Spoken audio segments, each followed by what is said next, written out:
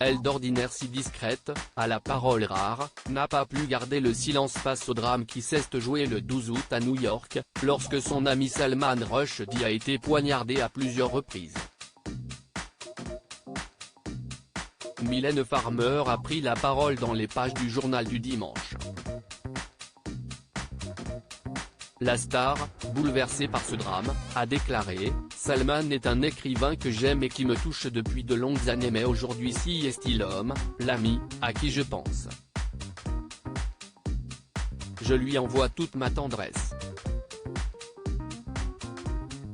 De jolis mots de soutien au romancier âgé de 75 ans, hospitalisé dans un état grave après avoir reçu plus d'une dizaine de coups de couteau de la part d'un assaillant nommé Adi Matar. L'attaquant, peut-être attiré par la prime de 3 millions de dollars contre la tête de Salman Rushdie depuis qu'il est visé par une fatwa, a plaidé non coupable après son arrestation. Quant au romancier, il a pu réussir à dire quelques mots et même à blaguer un peu selon de premiers témoignages de proches. Mais il pourrait perdre un œil et son foie a été durement touché lors de l'attaque. L'amitié entre Mylène Farmer et Salman Rushdie n'est pas connue de tous. Le JDD revient sur cette rencontre entre deux artistes pas franchement du même univers.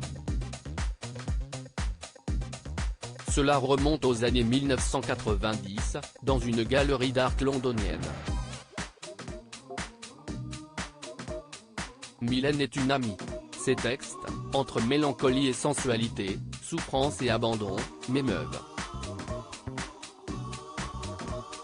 Sa voix, moitié de ce monde, moitié d'ailleurs, est étonnante, si est-il la voix d'un ange déchu. Mylène, si est-il une des plus belles femmes que j'ai jamais rencontrées, disait le romancier en 1999 au magazine Vogue. Une belle amitié qui fait que l'interprète de Sans contrefaçon, Libertine, XXL ou encore Les mots se retrouvera même invité au mariage de l'auteur avec Padma Lakshmi en 2004. La chanteuse n'est pas la seule personnalité choquée par la terrible agression vécue par Salman Rushdie, menacé de mort depuis les années 1980. L'actrice Isabelle Adjani a également réagi, elle qui avait pris le risque de lire un extrait des versets sataniques sur la scène des Césars, en 1989, alors qu'une fatwa avait été lancée contre le romancier.